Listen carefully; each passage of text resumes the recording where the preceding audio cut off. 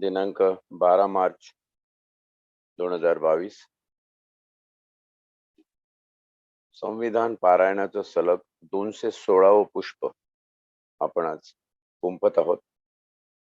आजचा दिवस 12 मार्च या मुंबई शहरामध्ये 1993 साली बॉम्बस्फोटाने 29 वर्षापूर्वी गाजलेला दिवस.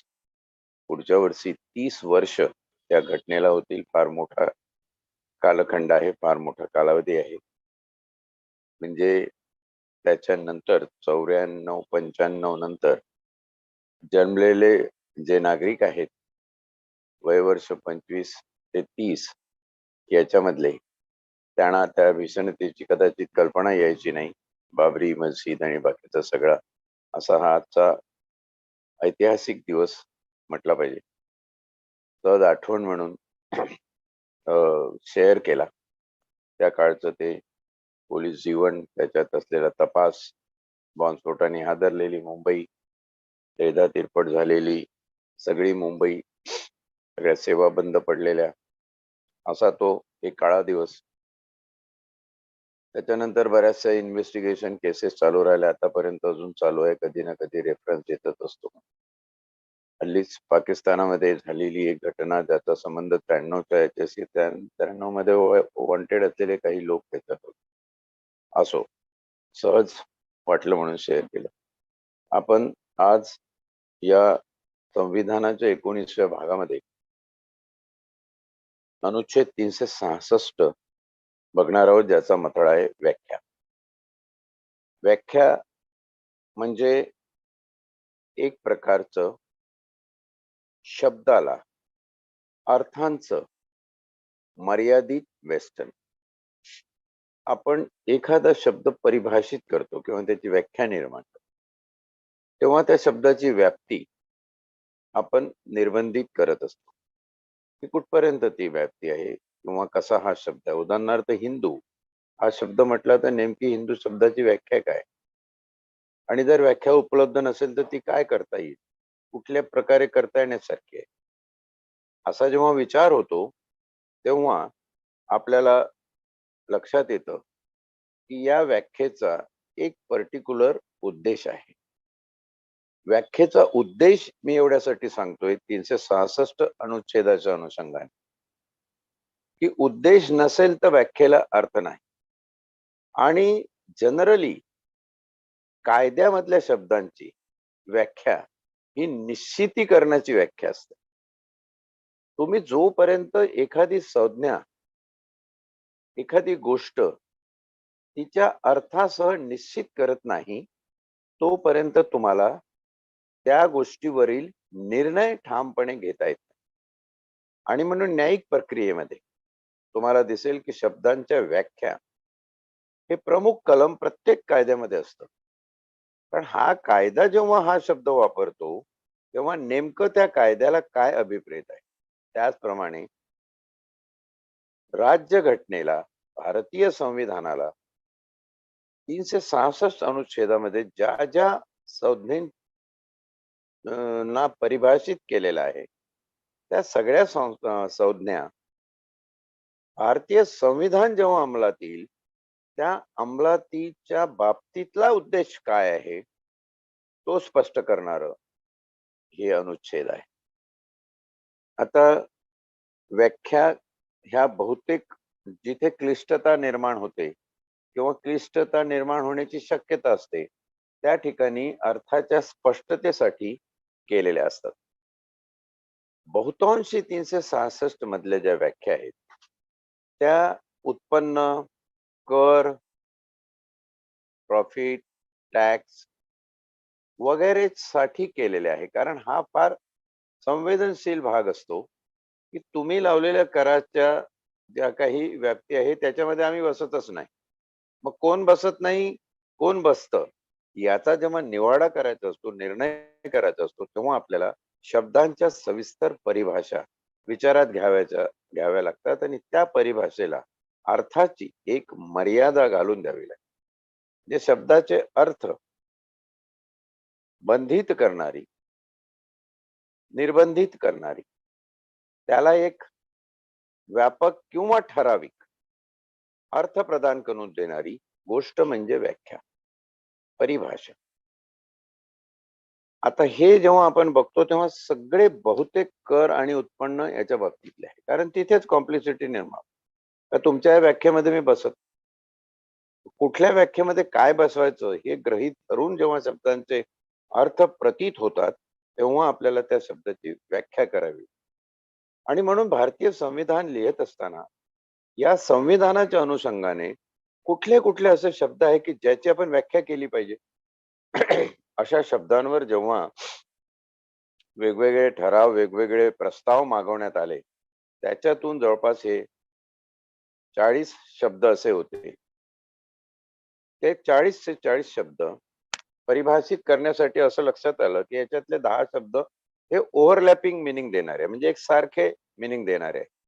तर ती संख्या, त्याची व्याप्ती लक्षात घेऊन 30 वर आणली गेली आणि 30 शब्द भारतीय संविधानामध्ये परिभाषित केले, त्याच्या व्याख्या निर्माण केलेल्या आहे. त्या एक एक आपण बघणार आहोत. प्रत्येक कायद्याचा व्याख्या हा एक उद्देशपूर्तीचा एक गाभा असतो. उदाहरणार्थ तुम्ही डिसऑनेस्टी ही कुठे लागू पडते? लबाडी ज्याला म्हणतो आपण मराठी, ती कुठे लागू पडते? तर चोरीच्या प्रकरणात ती लागू पडते. म्हणजे एखाद्या माणसाने लबाडीने त्याच्या मालकीची नसताना दुसऱ्याच्या मालकीची वस्तू त्याच्या कस्टडीतून, त्याच्या अखत्यारीतून लबाडीने पळवणे म्हणजे चोरी. आता हा गुन्हाच आहे. तसंच चीटिंग सुद्धा हा गुन्हा आहे, एखाद्याची फसवणूक करणे तोही गुन्हा आहे. पण फसवणूक करताना जो कायद्यामध्ये शब्द वापरलेला आहे तो फ्रॉडुलंटली वापरलाय, तो डिसऑनेस्टली नाही वापरलाय, तो फ्रॉडुलंटली, फ्रॉड. फ्रॉडचा अर्थ कपट. आता एका बाजूला लबाडी आहे, एका बाजूला कपट आहे. कपटामध्ये तुमचा प्लॅन आहे त्याला फसवण्याचा, आणि म्हणून कपटाने केलेलं कृत्य ही फसवणूक आणि लबाडीने केलेलं कृत्य ती चोरी. अशा प्रकारचं लॉजिकल निर्धारण, तर्कपूर्ण निर्णय जेव्हा घ्यायचा असतो तेव्हा या शब्दांची खरी गरज पडते. त्यातल्या त्यात संविधानाने एक सवलत दिलेली आहे की जिथे आवश्यकता नसेल तिथे गरज नाही, म्हणजे ऑलरेडी त्याचा अर्थ निघत असेल, पण जिथे अर्थ निघत नसेल किंवा अर्थ काढायला काही संभ्रम निर्माण होत असतील तर तिथे हे शब्द वापरले जावे, त्यांचा हा अर्थ आहे. इतकं स्पष्ट करून सांगणारा हा अनुच्छेद 366 आपण व्याख्या म्हणून बघतोय. एक प्रकारे भारतीय संविधानाचा अर्थ लावणारी ही डिक्शनरी म्हटली 366 तरी वावगं व्हायचं नाही. हा डिक्शनरीच काम करतो. एखादा शब्द येतो, तो शब्द वाचत असताना आपल्याला एक वेगळा वाटतो, तो शब्द दुसऱ्या वाक्यामध्ये आला तर तिथे त्याचं मिनिंग वेगळं असतं. तर त्या दुसऱ्या पॅरेग्राफ मधलं त्याचं मिनिंग आहे ते नेमकं काय आहे, आधी हा शब्दाचा रेफरन्स आला त्याचा रेफरन्स काय होता, असे अनेक शब्द आहेत सगळ्याच भाषांमध्ये. इंग्रजी, हिंदी, मराठी, उर्दू सगळ्या भाषांमध्ये असे शब्द आहे की ज्यांचे रेफरन्स म्हणजे संदर्भाधीन अर्थ हे बदलत जातात. आणि असे अर्थ जेव्हा बदलत जातात तेव्हा नेमकेपणाने कुठल्या व्यवहारासाठी काय अर्थ त्याचा घ्यावा याचं निदान करण्यासाठी हे 366 अनुच्छेद आज महत्वाचं आहे. आणि म्हणून आपण 366 व्याख्या ह्या ज्या बघत असताना या संविधानात संदर्भानुसार अन्यथा आवश्यक नसेल तर पुढील शब्द प्रयोगांना याद्वारे नेमून दिल्याप्रमाणे ते ते अर्थ असतील ते म्हणजे 1, 2, 3, 4 आता सुरू होणार. हे किती छान वाक्य आहे. या संविधानात संदर्भानुसार अन्यथा आवश्यक नसेल तर, म्हणजे शब्दाचा अर्थ संदर्भानुसार ऑलरेडी लागत असेल तर तिथे विनाकारण अजून संभ्रम निर्माण करण्यासाठी व्याख्या मिरवू नका. जिथे आवश्यक आहे अशा ठिकाणी तुम्ही या शब्दांच्या व्याख्या या संविधानात लिहिल्याप्रमाणे गृहीत धरल्या पाहिजे. पहिली आहे कृषी उत्पन्न. शेती उत्पादन कशाला म्हणावं? याचा अर्थ भारतीय प्राप्ती करासंबंधीच्या, म्हणजे हा जो शेती उत्पन्न शब्द इथं परिभाषित केलेला आहे, त्याचा भारतीय प्राप्तिकरासंबंधीच्या अधिनियमातीच्या प्रयोजनार्थ व्याख्या केल्याप्रमाणे कृषी उत्पन्न असा आहे. म्हणजे इंडियन टॅक्सेशन लॉज मध्ये जो कृषी उत्पन्न शब्दाची जी व्याख्या केलेली आहे, तोच अर्थ संविधानाला त्या ठिकाणी अपेक्षित आहे. आणि म्हणून कृषी उत्पन्नाचा अर्थ काय?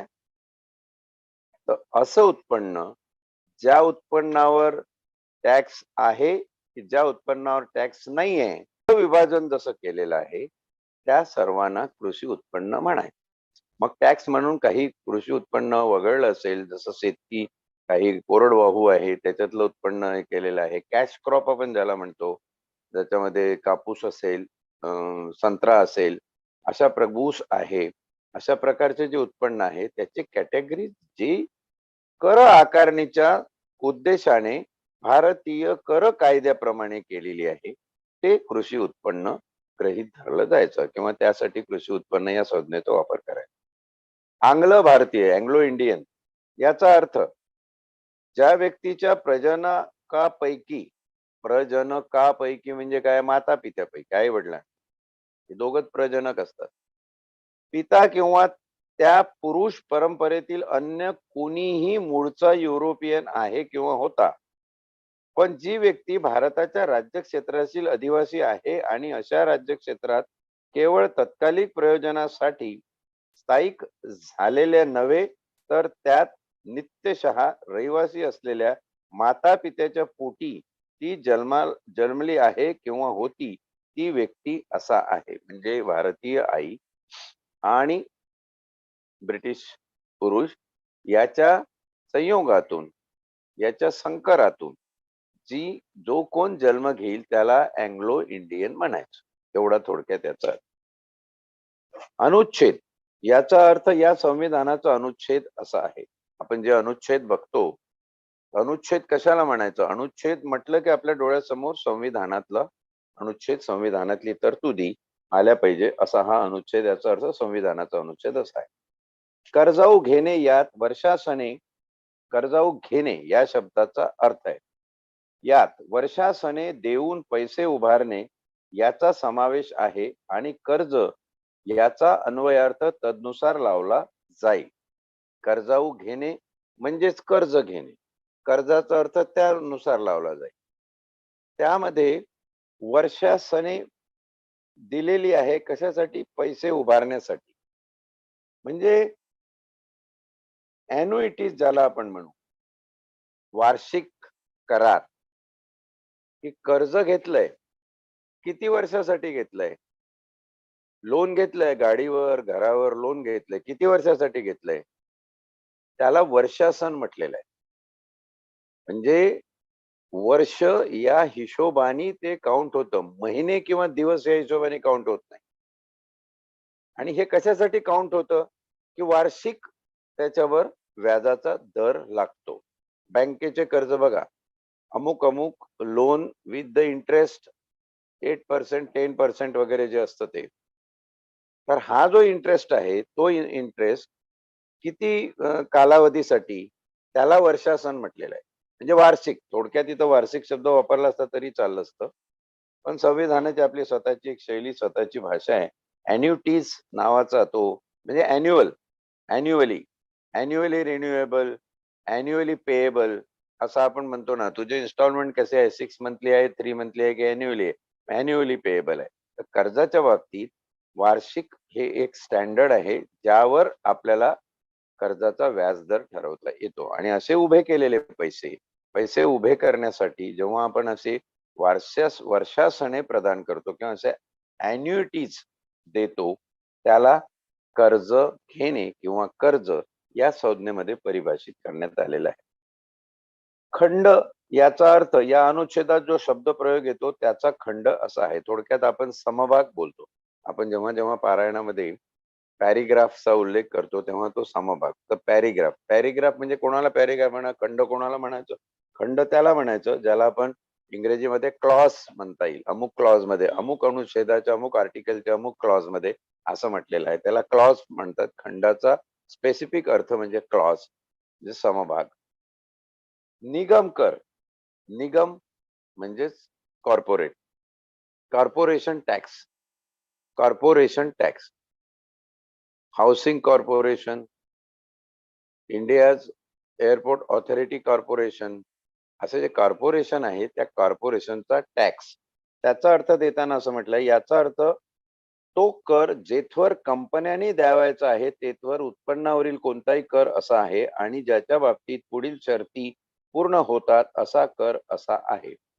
त्याच्यात 3 शर्ती दिलेल्या आहेत की कुठली बाब ही कॉर्पोरेट करामध्ये घ्यायची. त्यात पहिला आहे तो कृषी उत्पन्नाच्या बाबतीत आकारणे योग्य नाही.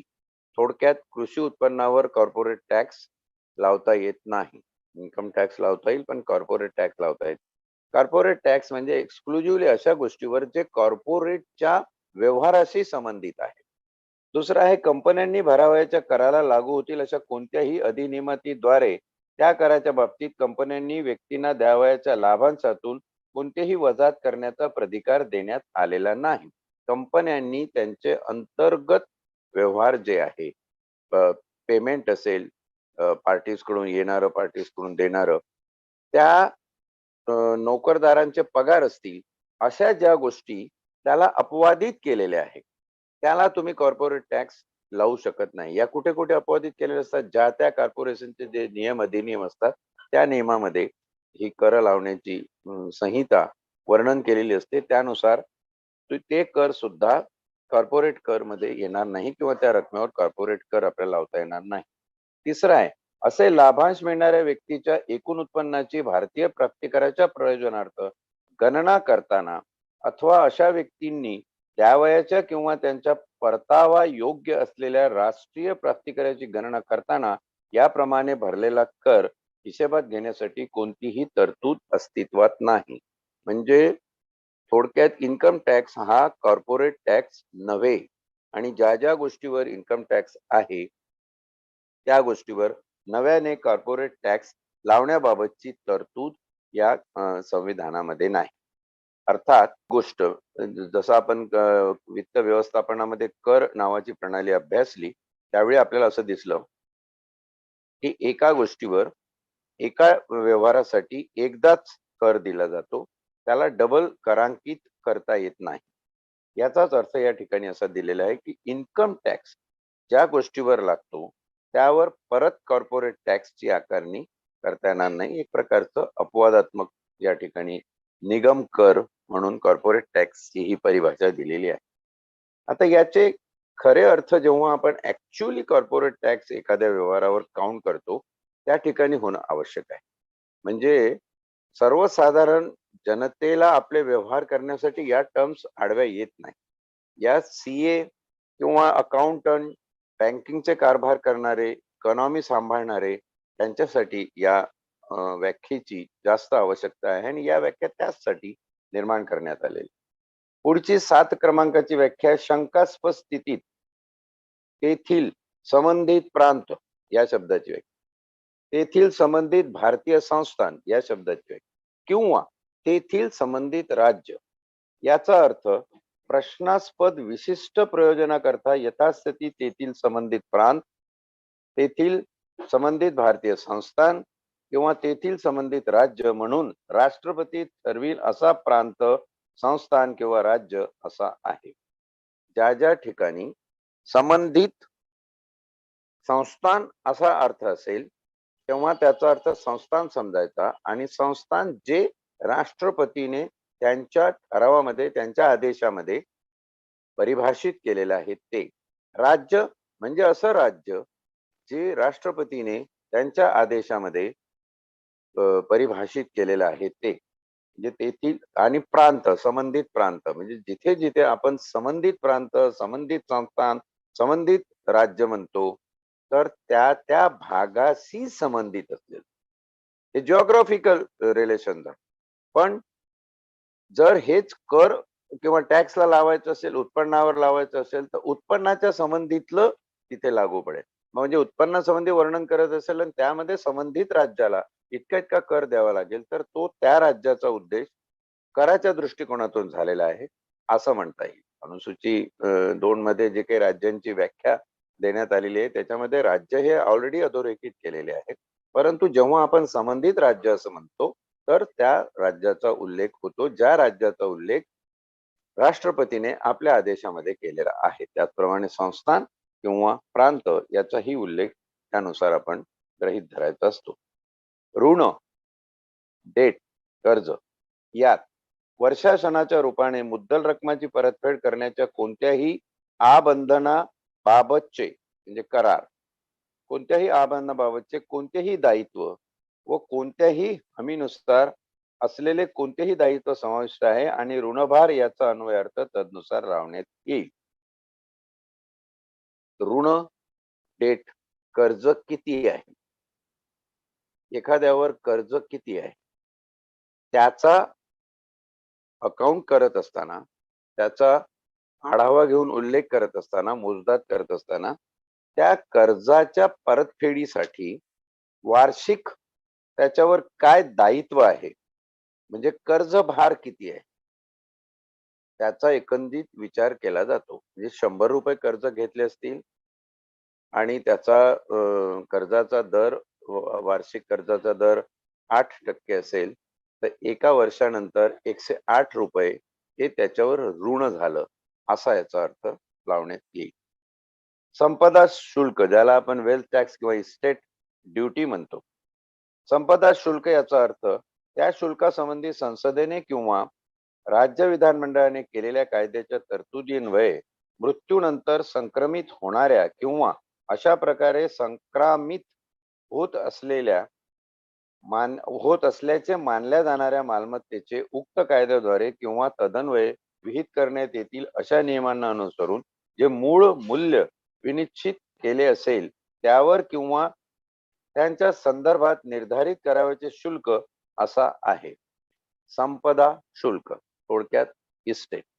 आणि इस्टेट हा संदर्भ व्यक्तीच्या सहसा विल जे केलेलं असतं किंवा गिफ्ट केलेले असतं, हे जे आबंधन आहे म्हणजे हे जे करार आहे, कॉन्ट्रॅक्ट आहे, त्या ठिकाणी हा संपदा शुल्क संपदेवर त्या अनुषंगाने याचा विचार या ठिकाणी केला जातो. जनरली हे विल केल्यानंतर जेव्हा माणूस मृत्यू पावतो तर त्याच्या विलचा एकंदर विल्हेवाट लावण्यासाठी आपल्याला संपदा शुल्क विचारात घ्यावं लागतं. जी मूळ प्रॉपर्टी असेल तिला आपण संपदा म्हणायचं आणि त्या मूळ प्रॉपर्टीवर तिची विल्हेवाट लावण्याचं विल प्रमाणे जो व्यवहार आहे, आर्थिक व्यवहार, त्या व्यवहारावर दिला जाणारा टॅक्स, दिला जाणारा ऋणभार, दिला जाणारं इंटरेस्ट म्हणजे संपदा शुल्क, इस्टेट टॅक्स. 10वा आहे विद्यमान कायदा.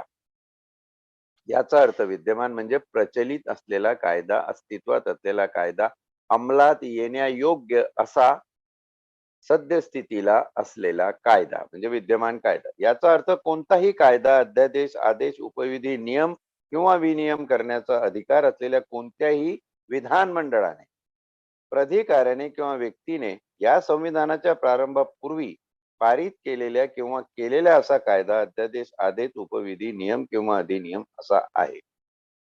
म्हणजे विद्यमान कायदा ज्याला आपण म्हणतो तो विद्यमान कायदा, त्याच्यामध्ये कायदा तर आहेच, एनॅक्टमेंट ज्याला आपण म्हणू, लेजिस्लेटिव्ह लॉज जे विधानमंडळाने स्थापन केलेले आहे, त्याशिवाय काही अध्यादेश सरकारने काढलेले आहेत, रिझोल्युशन्स, आदेश, ऑर्डर्स, उपविधी, उपनियम, नियम, विनियम या सगळ्यांचा समावेश म्हणजे विद्यमान कायद्यामध्ये, ही विद्यमान कायद्याच्या परिभाषेमध्ये या सगळ्यांचा समावेश होतो. फेडरल न्यायालय याचा अर्थ या व्याख्या ज्यावेळी करण्यात आल्या तेव्हा संविधान ना प्रमाणे पूर्णपणे भारताची व्यवस्थापकीय यंत्रणा, शासकीय आणि प्रशासकीय यंत्रणा उभी राहायची होती, तेव्हा जुने काही संदर्भाला धरून त्याचा अर्थ लावणे आवश्यक होते. तर विद्यमान कायदा याचा अर्थ लावताना या संविधानाच्या लगतपूर्वी जे असे आदेश होते तेही विद्यमान कायद्यामध्ये आपण समाविष्ट करून घेतले. नंतर ते कायदे डिलीट झाले, त्या जागी नवीन कायदे आले. म्हणजे विद्यमान कायद्याचं स्वरूप काळ परत्वे बदलत असतं. फेडरल न्यायालय याचा अर्थ गव्हर्नमेंट ऑफ इंडिया 1935 यान्वे घटित केलेले फेडरल न्यायालय असा आहे. कारण न्यायालयाच्या बाबतीत काय झालं, स्वातंत्र्य मिळाल्यानंतर फेडरल न्यायालय हेच आपलं आजचं सर्वोच्च न्यायालय सुप्रीम कोर्ट आहे. पण त्याला फेडरल न्यायालय हे 1935च्या भारतीय प्रशासकीय कायद्यामध्ये म्हटलेलं होतं. आणि म्हणून त्या कोर्टाचे काही नियम असतील, जे काही काही प्रचलित खटले असतील, केसेस असतील, ते पुढे चालू राहतील. तर कोणी असं म्हणायला नको की हे सुप्रीम कोर्टाचे केस फेडरल न्यायालयाशी संबंध काय. तर फेडरल न्यायालय जर शब्द कुठे येत असेल तर त्याचा अर्थ सर्वोच्च न्यायालय जे 1935च्या कायद्यानुसार विहित केलेलं आहे आणि स्वातंत्र्यपूर्वी अस्तित्वात होतं. माल याचा अर्थ सामुग्री, विक्रेय व जिन्नस समाविष्ट आहे. माल कशाला म्हणायचं? सेलेबल कॉमोडिटी, जे आपण विकू शकतो अशी सामुग्री. विक्रेय म्हणजे विक्री करण्यायोग्य. जिन्नस वस्तू, कुठलीही जिन्नस, त्याचा अर्थ माल या शब्दामध्ये समाविष्ट होतो. हमी यात एखाद्या उपक्रमाचा नफा विनिर्दिष्ट रकमेपेक्षा कमी पडल्यास पैसे भरायचे या संविधानाच्या प्रारंभपूर्वी पत्करलेले कोणतेही आबंधन समाविष्ट आहे. हमी म्हणजे दिलेली हमी, एक प्रकारचं प्रॉमिजरी नोट आपण ज्याला म्हणतो, की तुम्ही एवढं कर्ज मला देत आहे, त्या कर्जावर इतका इंटरेस्ट याकडून मी एवढे एवढे पैसे अमुक अमुक दिवशी तुम्हाला दे आहे असं लेखी देणं म्हणजे हमी दे. 14 उच्च न्यायालय याचा अर्थ संविधानाच्या प्रयोजनार्थ जे कोणत्याही राज्याचे उच्च न्यायालय म्हणून मानले गेले आहे असे कोणतेही न्यायालय असं आहे. आणि त्यात या संविधाना अन्वये उच्च न्यायालय म्हणून घटित केलेले किंवा पुन्हा घटित केलेले भारताच्या राज्य क्षेत्रातील कोणतेही न्यायालय. उच्च न्यायालय म्हणजे हायकोर्ट, हे ब्रिटिश काळातही होते. हायकोर्ट स्वतंत्र भारतातही आले. दोन्हीला उच्च न्यायालय ही संज्ञा, हायकोर्ट ही संज्ञा लागू आहे. पुढचं आहे, या संविधानाच्या सर्व किंवा त्यापैकी कोणत्याही प्रयोजनार्थ संसदेकडून कायद्याद्वारे उच्च न्यायालय म्हणून घोषित केले जाईल असे भारताच्या राज्य क्षेत्रातील अन्य कोणतेही न्यायालय असा समावेश आहे. म्हणजे आपण न्यायालय जेव्हा बघितले, उच्च न्यायालय व इतर कनिष्ठ न्यायालय, त्याच्यामध्ये उच्च न्यायालय हे संविधानिक प्रक्रियेतून संसदेने आणि राष्ट्रपतीच्या सहीने सुप्रीम कोर्टाच्या सल्ल्याने नवीन उच्च न्यायालय निर्माण केलं जाऊ शकतं. जसं आता गोवा व महाराष्ट्र मिळून मुंबईचं उच्च न्यायालय आहे. उद्या जर गोव्यामध्ये न्यायालय निर्माण करायचं झालं तर पणजी उच्च न्यायालय असं त्याला म्हटलं जाईल. ते अशी निर्माण होणारी न्यायालय सुद्धा हायकोर्ट या संज्ञेमध्ये समाविष्ट करण्यात आलेली आहे. पुढचा आहे भारतीय संस्थान याचा अर्थ डोमिनियन ऑफ इंडियाच्या सरकारने ज्याला असे संस्थान म्हणून मान्यता दिली होती असे कोणतेही राज्य क्षेत्र असं आहे. संस्थान कशाला म्हणायचं? तर डोमिनियन ऑफ इंडिया हा जो ब्रिटिश काळातला कायदा आहे, डोमिनियन ऑफ इंडिया च्या वरून जे सरकार होतं, म्हणजे भारतामध्ये ब्रिटिशांनी कधीही एक क्षत्रिय शासन निर्माण केलं नाही. ते हाऊस ऑफ कॉमन पार्लमेंट ब्रिटनची तिथूनच चालायची. पण डोमिनियन ऑफ इंडिया नावाची एक बॉडी, एक निकाय तयार करून त्या निकायानुसार भारतातलं गव्हर्नन्स आणि ऍडमिनिस्ट्रेशन, शासन आणि प्रशासनाचं काम चालायचं. त्या पद्धतीनुसार त्यावेळी संस्थान म्हणून ज्यांचा उल्लेख होता. अनेक संस्थानांकडे कर वसुली केली जायची. अनेक संस्थानांना काही सवलती दिल्या जायच्या. त्यासाठी एक एरिया किंवा प्रांत निश्चित करणं आवश्यक होतं, ज्याला अमुक एक संस्थान म्हटलं. जसं औंधचं संस्थान आहे. अनेक संस्थानाची नावं आपल्याकडे आहे.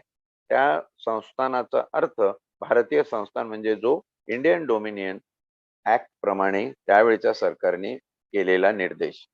भाग याचा अर्थ संविधानाचा भाग असा आहे. आपण जसे चॅप्टर्स असं म्हणतो, जसा आपला हा 19वा भाग आपण अभ्यासतो आहोत, त्याचा अर्थ तो आहे. पेन्शन याचा अर्थ कोणत्याही व्यक्तीला किंवा तिच्या बाबतीत प्रदेय असलेले कोणत्याही प्रकारचे पेन्शन, मग ते अंशदायी असो वा नसो असं आहे. आणि त्यात अशा प्रकारे प्रदेय असलेले सेवानिवृत्ती वेतन, अशा प्रकारे प्रदेय असलेले उपदान व भविष्य निधीत वर्गणी म्हणून दिलेल्या रकमांच्या परताव्या दाखल अशा प्रकारे प्रदेय असलेली रक्कम किंवा रकमा, त्यावरील व्याज किंवा त्यातील अन्य कोणतीही वाढ यासह किंवा त्या विना समाविष्ट आहे. पेन्शन मध्ये जीपीएफ, पीपीएफ, भविष्य निर्वाह निधी वगैरे हे सगळे इन्क्लूड आहे.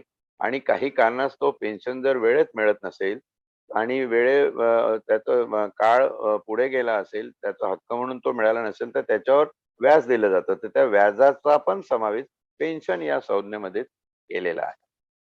आणीबाणीची उद्घोषणा याचा अर्थ अनुच्छेद 352 आपण बघितलं 352 मध्ये आणीबाणीची उद्घोषणा, कुठल्याही उद्घोषणेला आणीबाणीची उद्घोषणा म्हणता येणार नाही, पण 352 अनुच्छेदानुसार जर एखाद्या आदेशान्वये आणीबाणी घोषित केली असेल तर तिला आणीबाणी म्हणता येईल, आणीबाणीची उद्घोषणा म्हणता येईल. म्हणजेच आणीबाणी उद्घोषित करायची असेल त्या ऑर्डर मध्ये तुम्हाला हे मेन्शन करावं लागेल की हा आदेश संविधानाच्या अनुच्छेद 352 खंड 1 अन्वये आम्ही निर्गमित करीत आहोत, तेव्हाच ती आणीबाणीची उद्घोषणा होईल.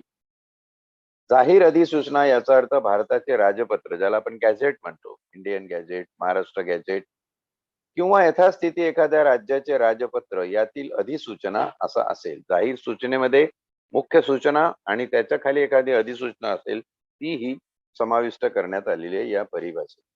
रेल्वे यात पूर्णपणे नगरपालिका क्षेत्रात असलेला ट्राम मार्ग किंवा संपूर्णपणे एका राज्यात असलेला व संसदेने कायद्याद्वारे रेल्वे नसल्याचे घोषित केलेला अन्य कोणताही दळणवळण मार्ग समाविष्ट नाही. रेल्वे मार्ग हा प्राधिकृत झाला पाहिजे. शासनाने तो आपल्या आदेशानुसार तसे रिझॉल्युशन पारित करून त्याप्रमाणे गॅझेटमध्ये नमूद केलं पाहिजे की याला रेल्वे मार्ग म्हणता येईल. तर याच्यामध्ये प्रायव्हेट आणि पब्लिक असाही काही संदर्भ आहे. म्हणजे प्रायव्हेट रेल्वे मार्ग, पण प्रायव्हेट रेल्वे मार्ग जर कोणाला संबोधायचा तो रेल्वे मार्ग संज्ञा ही सरकारने अध्यादेशाद्वारे स्पष्ट केली पाहिजे. इथपर्यंत मला वाटतं आज हे 20 आपण व्याख्या बघितल्या. परत 30 पर्यंत म्हणजे 8 व्याख्या अजून शिल्लक आहेत. आपण आज इथे विराम घेऊया वेळेची मर्यादा असल्यामुळं, आणि उद्या या अनुच्छेद 366 च पुढील विवेचन आपण घेऊ, ज्यामध्ये उद्या आपल्याला याचे 217व पुष्प गुंफता येईल आणि दिनांक 13 मार्च रोजी आपण ते सुरुवात करूया. इथपर्यंत वेळेची मर्यादा लक्षात घेऊन मी थांबतो. आज एक प्रश्न होता खरं तर, ज्याच्यावर त्यांनी सांगितलं की